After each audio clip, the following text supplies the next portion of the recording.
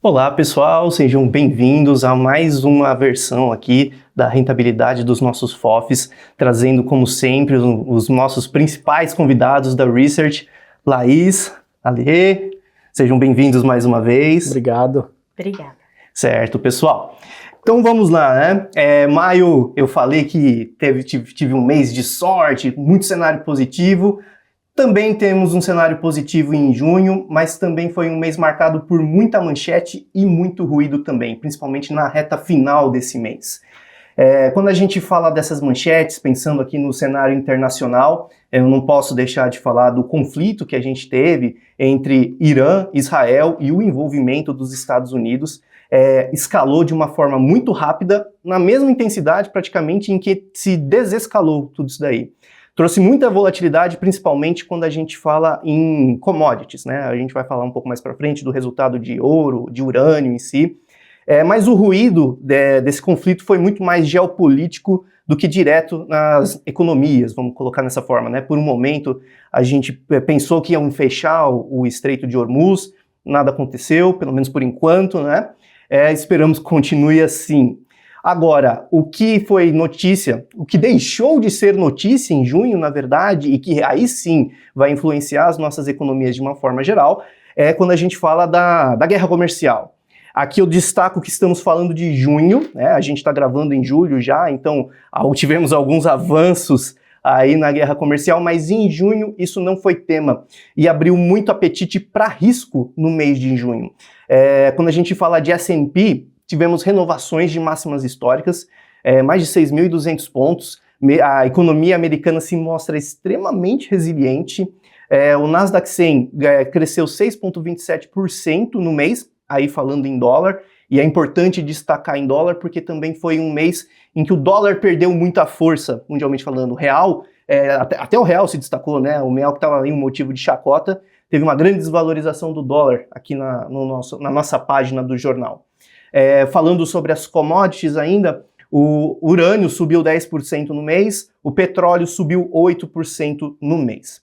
Agora, virando a nossa página e trazendo as notícias locais, a gente vinha num ritmo bem acelerado e Bovespa estava subindo com muita força, e aí o que eu comentei sobre as manchetes ruidosas aconteceram aqui no Brasil também, né? A gente teve a Selic a 15%, como um destaque aqui, trazendo mais um cenário desafiador, mas também por conta da inflação. O Copom decidiu que ainda não era o momento de fazer uma estabilidade, né, ou baixar. Tivemos mais um aumento, mas com a perspectiva de manter, pelo menos, né, não tem uma perspectiva de uma nova alta, por enquanto. Agora, o principal ruído que tivemos aqui é quando a gente fala do IOF. A gente teve a tentativa por hora de canetada, e não veio assim, foi muito rápido, né, no dia 25 de junho mais ou menos, mas trouxe muita incerteza para uma modalidade de investimentos que estava vindo de vento em popa, né, e aí acabou trazendo muito ruído para cá. Mesmo assim, Ibovespa subindo 1,4% no mês, fechando aí próximo aos seus 139 mil pontos. E é diante de toda essa pincelada, todo esse cenário, que eu gostaria de saber mais como é que são as perspectivas dos nossos gestores, da nossa research. O que vocês acham, Alê, Laís?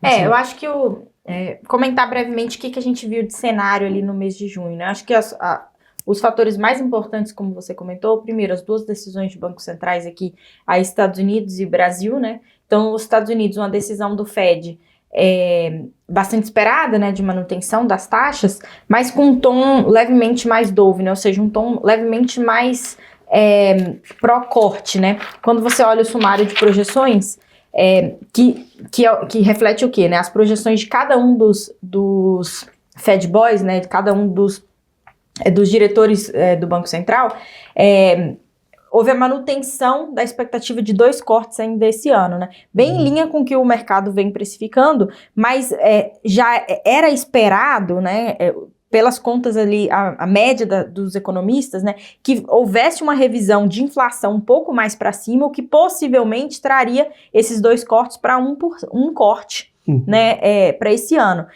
Acontece que não veio, né?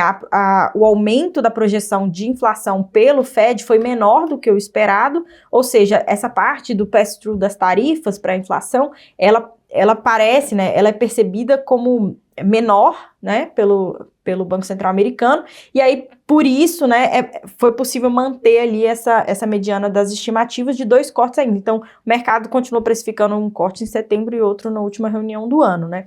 E isso é muito importante, né, pro nosso mercado aqui também, porque uma vez que você tem uma expectativa, né, ainda de 2 cortes, você está falando de 50 bips a menos de taxa de juros lá fora, o que aumenta o nosso carrego aqui da moeda, enfim, os ativos de risco aqui no Brasil passam a ter, no relativo com, né, o que seria a taxa livre de risco do mundo, uma rentabilidade maior, né.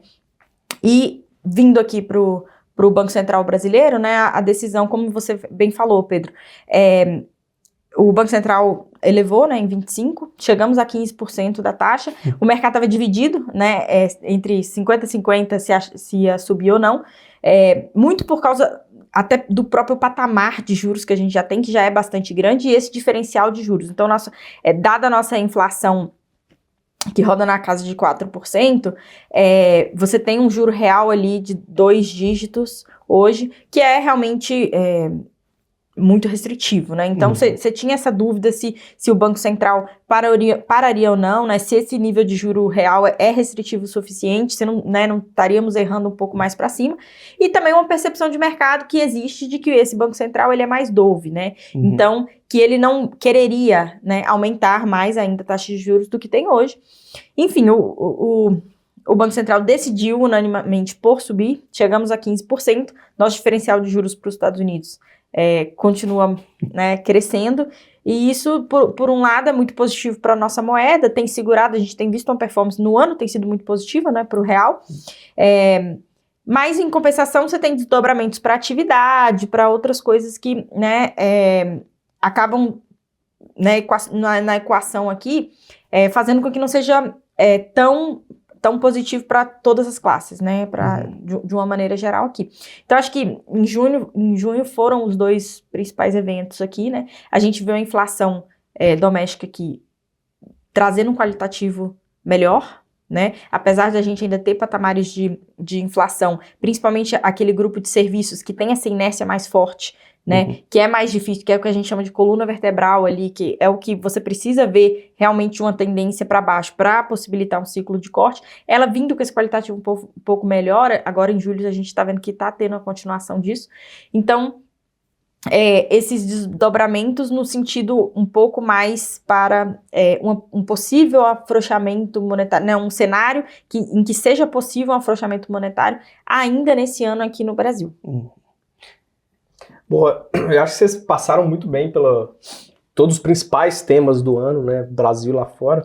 Eu queria só pedir para o pessoal mostrar aí a imagem, a costumeira imagem, né, dos retornos dos índices aí. Primeiro, índices globais, né, acho que conversa muito com o que o Pedro comentou aqui de um dólar, né, mais fraco esse ano, né, a gente vê aqui nos resultados do ano que o dólar, tanto contra o DXY, que é aquela cesta de moedas globais, né, e também contra o real, no ano e no mês negativo, né? Então o dólar enfraqueceu contra todas as outras classes aqui, ouro, ações globais, americanas, cripto, commodities, várias classes aqui de ativos de risco, né, importantes que foram positivas, né? E por outro lado o dólar, né, de fato ficou negativo. E aí quando a gente passa para o gráfico Brasil, também no ano e no mês, todos os índices aqui positivos de renda variável e renda fixa, né? A gente continua vendo o índice de small caps com 26,4%, superando os demais índices, e a Bolsa Brasileira em segundo lugar aqui, com 15,4% no ano. Então, né, acho que continua ainda a tendência dos meses anteriores, né, para a maioria das classes, né, de ativos aí, e o dólar na ponta contrária, do lado vendido, do lado negativo, né, de performance. Aí eu queria só pedir pro pessoal agora colocar o gráfico de multimercados, né, aquele heatmap que a gente traz todos os meses aí para mostrar o posicionamento dos gestores, né, na pesquisa de multimercados. À direita aqui do mês de julho, né, o resultado mais atual, Acho que consolidando, né, e resumindo o que tem de mais interessante nesses resultados, acho que ficou evidente uma alocação mais forte no kit Brasil, né, que é basicamente comprado em bolsa, aplicado em juros tanto nominais quanto reais, que está bem relevante, né, todo mundo fala sobre essa taxa de juro real altíssima, e também comprado no real, né, na moeda brasileira aqui. E por outro lado, a gente vê também os gestores mais posicionados numa exposição vendida em dólar americano, né? Acho que em linha com o que a gente viu com o retorno de fato da moeda americana e com a expectativa para frente também, que é de um dólar mais fraco. Eu queria, né, se você me permitir uns minutinhos aqui, só comentar também que nesse mês a gente trouxe, né, no mês passado a gente trouxe o perspectiva dos gestores de crédito, né, falando com a classe de crédito, né, a indústria de crédito aqui dos players mais relevantes, e trouxe várias informações para vocês de rating, carrego, na expectativa dos gestores para a indústria de crédito em diferentes, né, setores, né, dessa classe. E nesse mês a gente começou também a pesquisa do perspectiva dos gestores de ações, então com os gestores de renda variável, né, principalmente os long ali nesse momento. Agora a gente basicamente abrange a maior parte da indústria, né, em diferentes classes, até é legal de ver o comparativo das respostas, né, entre crédito, multimercados e ações. E aí só pedir, né, bem rápido aqui também, um dos gráficos aqui do Perspectiva de Ações que a gente trouxe, que é esse que o pessoal vai colocar na tela, relacionando o nível atual de precificação da bolsa, ou a expectativa dos gestores com o nível atual, né, o valuation, e o sentimento para os próximos 6 meses. Então, né, foto hoje, expectativa para o filme à frente, né? E a gente vê, né, na composição de respostas aqui, o eixo X e o Y, eles se combinam, né? São combinações de respostas.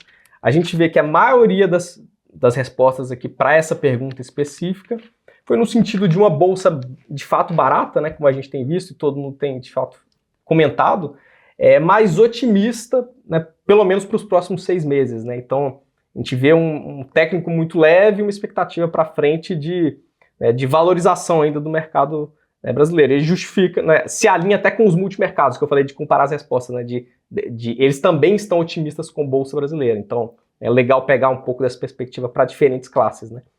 E, por fim, para finalizar aqui, na parte de crédito, uma das perguntas que a gente fez esse mês, né, e nessa pergunta específica a gente renova ela todo mês, a gente questionou os gestores sobre a probabilidade de ser aprovada a medida provisória 1303, que era aquela medida que aplicava 5% de imposto de renda nos ativos que anteriormente eram isentos. Né? Então, a maioria dos gestores aqui, dentro das respostas, acreditam que é improvável que essa medida, né, seja aprovada à frente. Né? Então, fica esse canal para a gente ter um cheiro até de temas, né, que estão rolando no momento. Né? Então, é bem legal. E eu pedi para o pessoal disponibilizar aí o link das pesquisas, né, do crédito, multimercados, ações. Esse link é público, então você consegue acessar, compartilhar, né, com amigos, familiares, quem se interessa pela indústria e pelo mercado, né? E vai estar aí na descrição do vídeo. Maravilha. Eu vou aproveitar agora para, dado que pincelamos todo o cenário, falar um pouco dos resultados, dos principais destaques do que influenciaram os resultados da nossa família de melhores fundos. Então, o Melhores Fundos Multiestratégia, aqui a gente tem um destaque positivo do Real Investor, a Legacy Capital, e temos como detratores aqui da nossa estratégia no mês a Trigo no Flagship e o dólar cambial. Faz todo sentido o que a gente vem falando, sim, sobre a moeda, né, a desvalorização do dólar. E aproveitando para falar do Trigo no Flagship, a gente teve uma dúvida de um dos investidores aqui, se vocês puderem falar um pouquinho. Se vocês conseguirem explicar um pouco do desempenho do Trigo no Flagship, parece que está bem abaixo da indústria ultimamente. De fato, acredito que o Trigo no Flagship esteja próximo dos 11% negativo nesse ano, né, quando você olha o retorno no ano, e o índice de Small Caps, né, o SMLL, né, que é o benchmark para o fundo, está próximo de 22% positivo, né, que a gente até mostrou aqui. Então, uma diferença grande, né, de fato, e a própria gestora comenta sobre esse momento atual, né, de dificuldade para principalmente ativos cíclicos e principalmente ainda de menor capitalização. Né? Então, o mercado tem ido bem esse ano de uma forma geral, mas essas empresas específicas, né, nesse momento que ainda reflete incertezas, né, de cenário aqui e lá fora, né, apesar que, né, tem vindo um certo fluxo para a Bolsa, mas essas empresas, né, elas têm sofrido que basicamente 80% do portfólio, né, são 6 empresas do Trigono Flagship, que é Kepler Weber, Schultz, Tupy, Metal Leve, Ferbasa e São Martinho. Então, basicamente, né, a performance dessas empresas impactou no resultado do fundo esse ano, que de fato descolou do índice. Então, a gente tem acompanhado, tem, né, já buscado conversas aí com a gestora também para aproximar ainda mais, mas é basicamente isso, né, só para dar uma cor aí também no que você comentou. Maravilha. E, claro, não sei se eu comentei, mas o Melhores Fundos ficou com 0,49% no mês. Já o nosso fundo Melhores Fundos Multimercados, a gente segue com 2,4% positivo no mês de junho, com assim, um destaque no Mar Absoluto, uma das nossas mudanças aí, trazendo força para o nosso portfólio. O Melhores Fundos Família Global, ele já foi mais impactado negativamente pela cesta de moedas do dólar, né? Apesar dos ativos lá fora terem ido bem, a moeda acabou trazendo os resultados um pouco abaixo no global. Então ele ficou 3,72% negativo. Em relação ao dólar, né, ele gerou um alfa, né? Sim, no período. Então, de fato, a alocação em dólar tem sido muito ganhadora, né? A gente tem esse fator de variação cambial que, quando o dólar deprecia, de fato, pega aqui na cota. Exato. Bem posicionado, Laís. Falando aqui do Melhores Fundos Ações, a gente teve ele positivo em 0,84%, muito influenciado pelo Neo Future e o Rio Investor. Agora, como detratores, novamente, o Trigono Flagship, e o Alaska, que teve aqui uma posição 1,51% negativa. Também vou pedir para colocar todos os valores aqui em tela para vocês puderem acompanhar. Já na nossa estratégia do retorno absoluto, tivemos 2,19% de desempenho no mês, influenciados pelo Mar Absoluto e a Legacy Capital. E o Melhores Fundos Conservador, a gente teve 1,07% no mês de desempenho. Destacando aqui pelo um dos nossos ETFs, né, o IRFM11, e o Root Capital High Yield, tá? Com 2% de desempenho no mês. Vou trazer mais algumas dúvidas aqui dos nossos investidores, se me permitirem.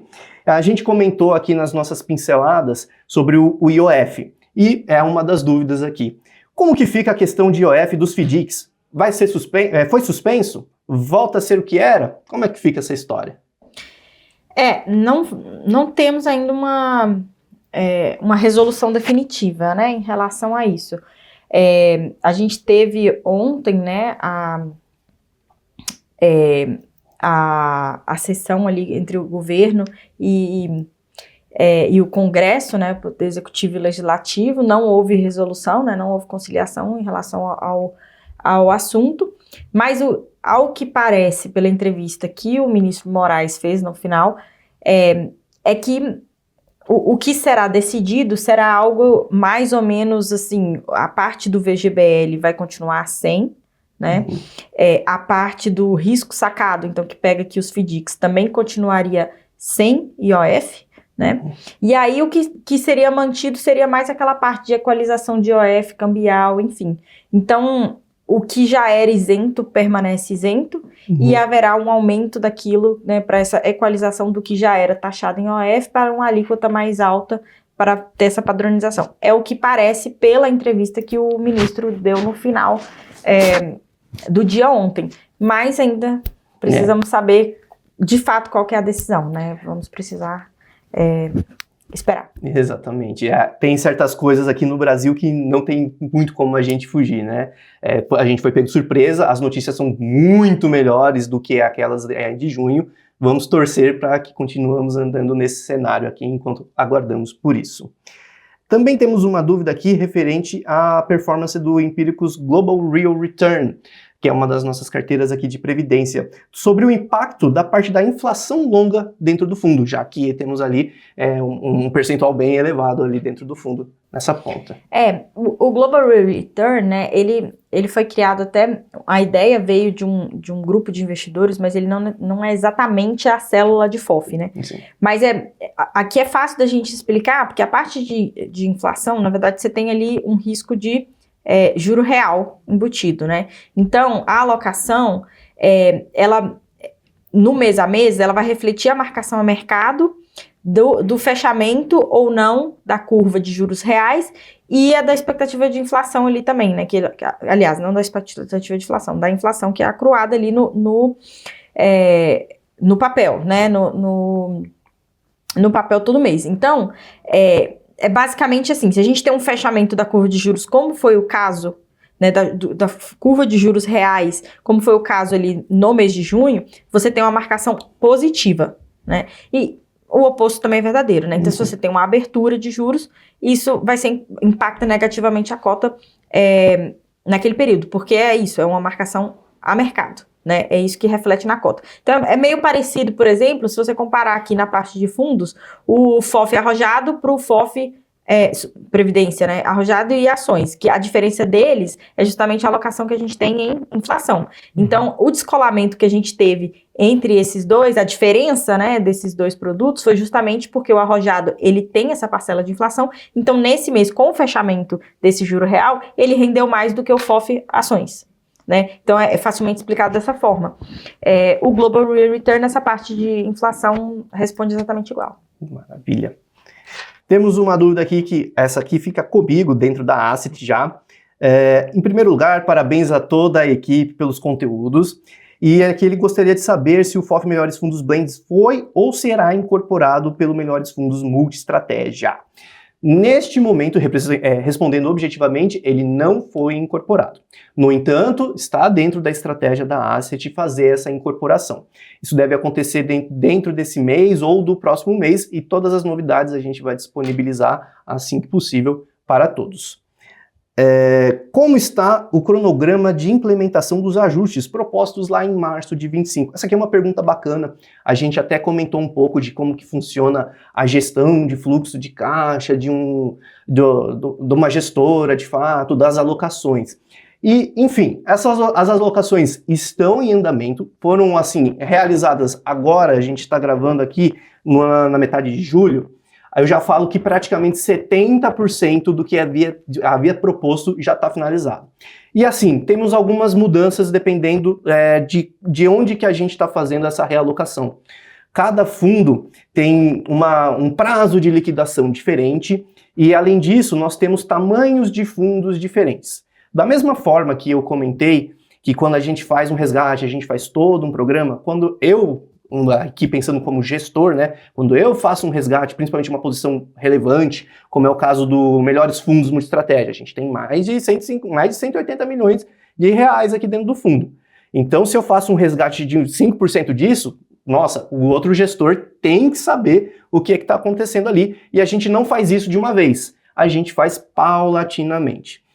Falando tudo isso, para destacar aqui para vocês que a perspectiva é que até o final de agosto a gente vai estar encaminhado para todos os fundos, assim, falando de uma maneira geral, praticamente entre 80% e 85% já vai estar finalizado.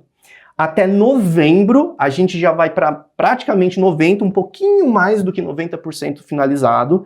E aí, com toda certeza absoluta, a gente fala que até no máximo fevereiro de 2026, para vocês verem como tem algumas coisas que demoram, né? A gente tem prazos realmente alongados e tranches que acabam trazendo mais distância entre esses pedidos de resgates. Apenas em fevereiro de 26 a gente deve ter todos os movimentos concluídos, né? E aí, e é claro, né, se tiver outras movimentações, a gente vai encaixar aqui no meio do caminho, qualquer outro tipo de mudança, a gente também pode trazer. Sempre que vocês quiserem, perguntem aqui novamente para nós trazermos esse novo cronograma para todos. Deixa eu ver aqui. Depois de implementar os ajustes de março de 25, existe alguma perspectiva do fechamento dos FOFs para evitar a diluição dos investimentos feitos em bons fundos e de difícil acesso? Acho que não, né? Que o mercado tá ao contrário, né? Na verdade, tá? Esse é um problema de quando a gente está recebendo muito aporte, né? Não é um ótimo problema, mas não é o problema que a gente tem agora. Então, o fluxo que a gente está vendo é completamente adaptável para qualquer um dos capacities que a gente tem com qualquer gestora. Então, isso não é um problema que a gente está vendo aqui no horizonte de curto e médio prazo. Uhum. Como vocês disseram, né, isso aí é muito claro quando a gente tem uma corrida de aportes, né, muito investimento do investidor local. A gente não está nesse cenário aqui e de forma geral, né, não é simplesmente um cenário empíricos asset aqui a gente coloca. Se fosse pensar no mínimo até o patamar anterior que os fundos atingiram, daria para chegar. Mas ainda, mesmo naquele patamar, os fundos estavam abertos, né, então acho que só para o pessoal ter um norte na cabeça também. Perfeito. E para finalizar as perguntas das semanas, se poderiam esclarecer qual foi o racional para excluir dos FOFs o SPX Ranger Prev do CNPJ 54679, final 56, quando dos ajustes efetuados em março de 25. Basicamente seguiu o que a gente propôs naquele relatório de março desse ano, de fato, né, que é uma análise de todos os fundos sugeridos, alocados, né, tudo que a gente tinha na nossa cobertura ali. A gente fez a análise naquelas 3 esferas principais de retorno, principalmente consistência de retornos em diferentes janelas, dando peso, mais peso para as janelas mais longas, né. Segunda esfera de risco, né, a gente avaliou diversas métricas de drawdown, né, Ulcer Index, que é uma métrica que a gente fala bastante aqui na série. Várias dessas métricas também dentro da terceira esfera de diversificação, né, o potencial de você incluir um fundo dentro de uma carteira e verificar se essa carteira melhorou ou piorou, né, basicamente. Então, de acordo com esses critérios, a gente chegou, né, naquela carteira, ou principalmente naqueles nomes que a gente considerava ideal para cada classe, né, e a gente chegou com essa proposta também de expressar melhor as nossas convicções de forma mais concentrada dentro das carteiras, principalmente carteiras multi-estratégia, né, que tem vários books de renda fixa, multimercados, ações, internacional, alternativos. Então, em multimercados, por exemplo, né, só para dar um exemplo aqui, que você perguntou do Ranger também, né, que é o equivalente à estratégia multimercado SPX, que estaria no meio termo de nível de risco ali entre o Nimitz e o Raptor, só para dar um norte da estratégia tradicional. A gente trouxe como principais convicções dentro do book de multimercados o Absolute Vertex, o Genoa Radar e o Capitalo K10. E também o Kinea Atlas num patamar logo depois. Então a gente tem essas 4 alocações hoje no FOF tradicional e naturalmente essa convicção e essa exposição se transferiu também para os FOFs de previdência, né? Nova Superprevidência 1, Previdência 2, que são os multi-estratégia, que deveriam ser o mais próximo possível do que é o multi-estratégia hoje, né? Então, basicamente por isso, a gente continua gostando da estratégia da SPX, né, do que o Xavier faz, né, do trabalho dele em tocar esse multimercado, né, dos retornos entregues e tudo. Inclusive a gente continua recomendando essa estratégia na série, mas por uma questão de resultados da nossa avaliação desses critérios de análise que culminaram nessa carteira que está hoje, esse fundo saiu também das previdências. Maravilha. E para finalizar aqui, eu vou trazer para vocês as rentabilidades da nossa família de super prévias. Então, o SP1 e o SP2 a gente coloca aqui dentro do mesmo patamar. A SP1 rendeu 0,80%, a SP2 0,79%, trazendo como destaque o Real Investor, Absolute Pace, e o detrator daqui é o Pinco Dollar Income, né? Mais uma vez aqui comentando sobre o dólar. Já o FOF arrojado, né, nossa previdência arrojada, tivemos aqui o Real Investor e o Absolute Pace também como destaque positivo. E como destaque negativo a gente já traz o Trígono, Prev 100 e o Alaska 100 também, versões previdenciárias. A nossa Prev conservadora, a gente tem aqui o resultado do nosso FOF arrojado, 1,33% no mês. Já a nossa prévia conservadora, temos 0,87% no mês de rentabilidade positiva, com destaque para o Vanguarda Absoluto e o Itaú Legend, 1,33% e 1,26%. Aqui a gente não tem um detrator, né? A gente tem rentabilidades menores, então poderia falar, por exemplo, a própria Kinea-Prev aqui dentro do conservador, com 0,24% no mês. Já a nova Superprev, tivemos 0,71% de rendimento, com o Real Investor e o Absolute Pace também com destaques positivos, né? E a nossa parcela detratora ficaria no FOF Melhores Fundos Global. Já a Previdência Multimercado teve 1,67% positivo, e com os destaques para o Legacy Capital e o Capital K10. E o destaque detrator é o Giant Zara, com menos 0,14% no mês. Bom, pessoal, vocês gostariam de trazer mais alguma coisa? Acho que é isso. De novo, convidar o pessoal a acessar as nossas pesquisas aqui, né? A gente lançou o Perspectiva de Ações neste mês, então confiram a primeira edição quentinha ali. Então, vocês vão ter todos os links ali na descrição do vídeo, né? Para você poder acessar os PDFs. De novo, podem compartilhar à vontade com quem vocês quiserem, né? Esse PDF é livre, né? E um abraço a todos aí. Obrigado pelo convite novamente, Pedro. Pessoal, sempre bem-vindos. Muito obrigado a você e até a próxima, pessoal. Até a próxima.